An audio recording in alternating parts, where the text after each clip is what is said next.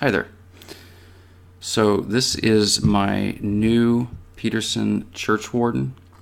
It's probably the nicest pipe I own at this point, and it's the first Churchwarden that I have. So I'm still getting used to that. I'm trying to break it in, as they say, which as far as I can tell basically comes down to just using the pipe how it's intended to be used.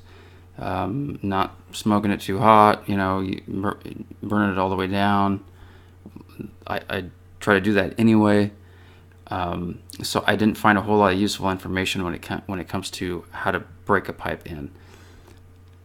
Anyhow, this is a lovely pipe. I really enjoy it, and I wanted something that would be easy to hold. Maybe like when I'm looking down and reading a book. What I'm realizing now, though, is that I really better have my cadence down really good, my breathing down really good, so I don't get a wet, I don't get any gurgling down here. And also, I do not have any pipe cleaners that will, see, that's just not going to do it. So I've got to take the stem off every time I want to clean it, and I don't like doing that. I don't know if it damages anything. It probably doesn't matter taking the stem off all the time, but it's kind of, it's on there real tight, and I don't want to remove it every time and try to line it up. So anyway, I'm enjoying this, though. I got this on smokingpipes.com. So this is my first video as part of the pipe smoking community, and I've watched a lot of folks' videos, Mutton Chop Piper and Stuff and Things, and lots of others.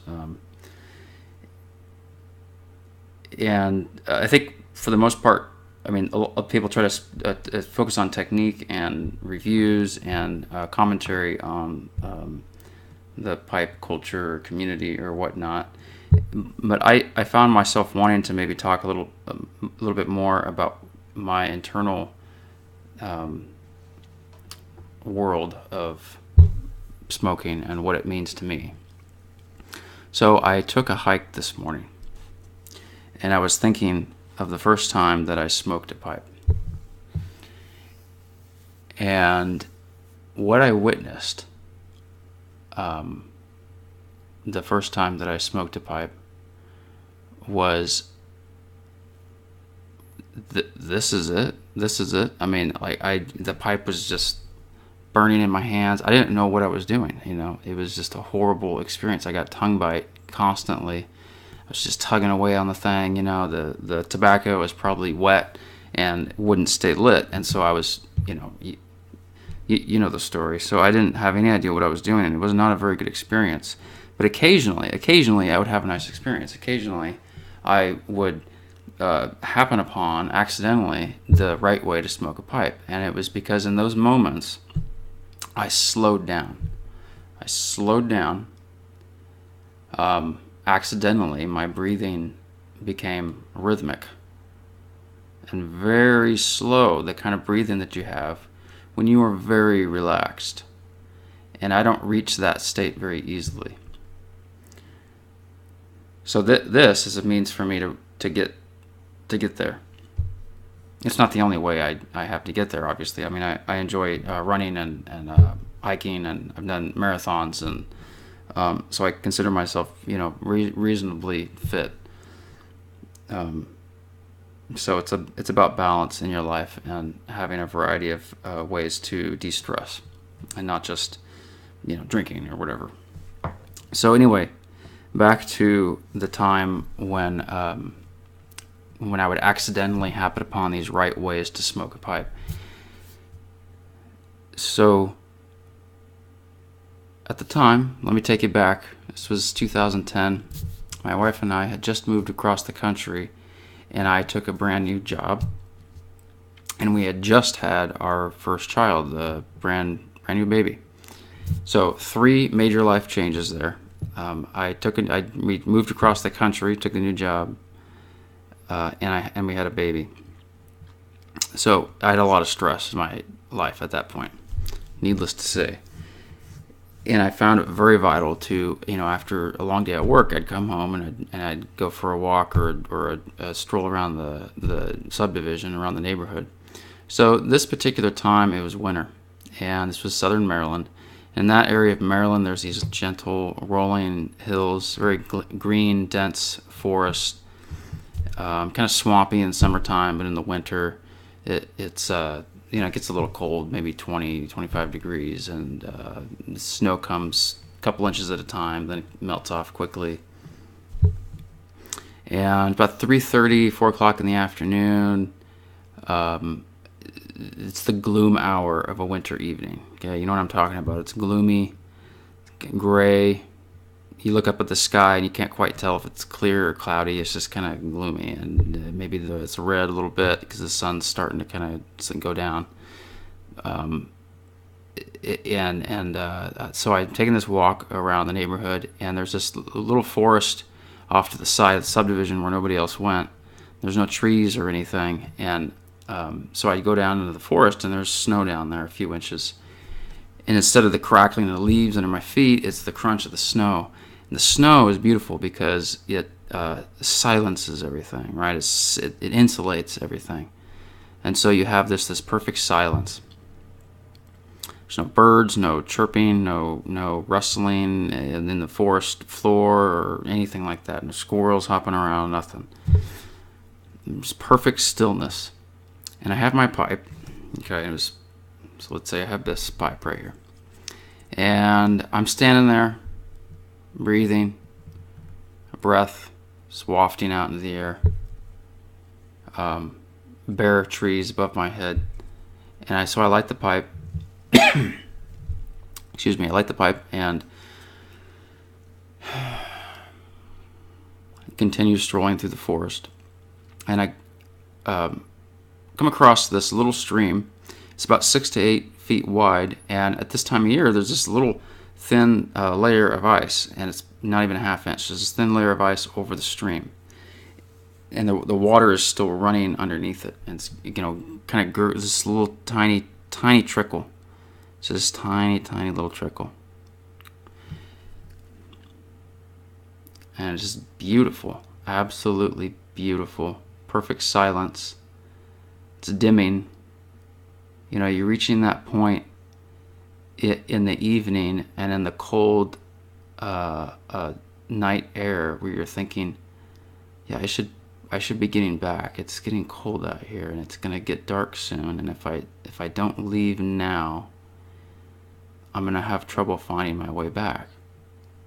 But I linger.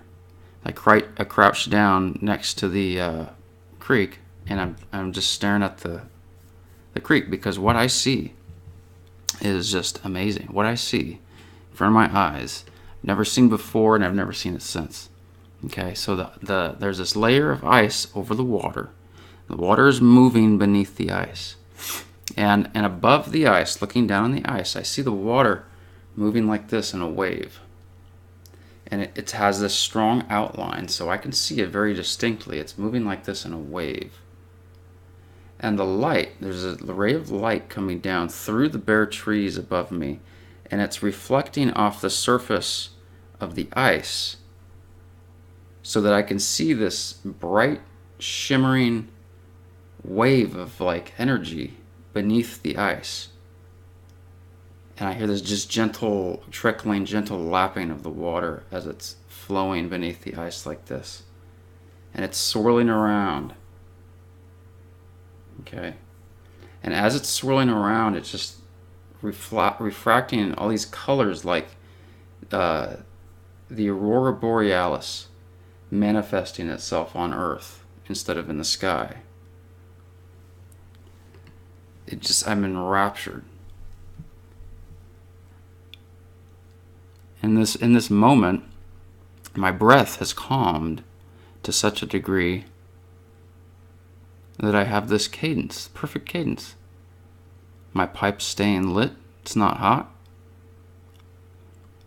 And there's this fine string of smoke, not a cloud, but it's perfectly still, fine string of smoke rising up through the trees. intermingling with that ray of light that's coming down. And there's nothing in here. I mean, that moment,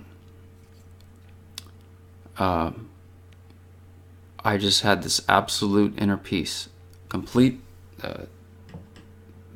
I felt completely centered inside myself, connected to the earth, and what was above me, and I mean, that was a real spiritual experience.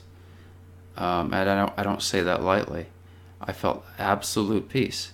Now, if you are familiar with the process of meditation and practices around that,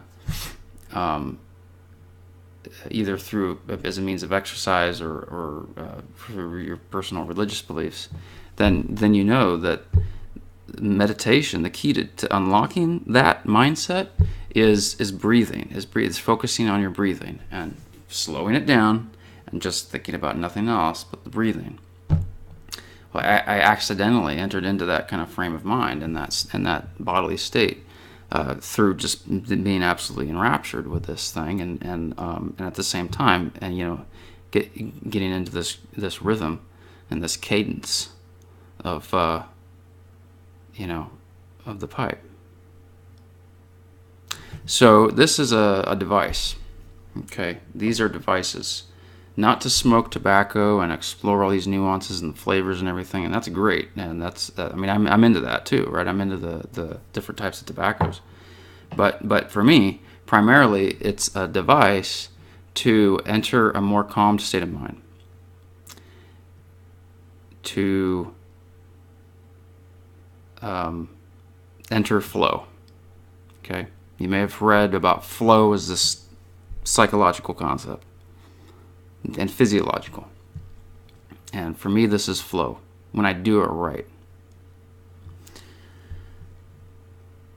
So, in these videos, I want to talk about tobacco in that context, kind of more on a personal level. And there are a lot of guys on YouTube who review different brands and flavors of tobaccos. And I just can't compete with that. I mean, I can't. There's no way that I could even offer anything that's on that same level of education and experience that somebody would have after 20 or 30 years of smoking. So I'm not there yet, and I'm still in the education phase and learning about what different types of tobaccos and how they're grown and everything. But I have a serious case of TAD, I think it's called, the Tobacco Acquisition Disorder, or whatever the acronym is. Spending way more money than I should be on tobacco. So I know I'm not alone in that. And getting new pipes and everything. At this point in time, I hope to make another video and focus on one brand of tobacco, one blend, and again talk about a more how it links to a more personal experience of mine. So anyway, thank you very much for sticking around to the end. Over and out.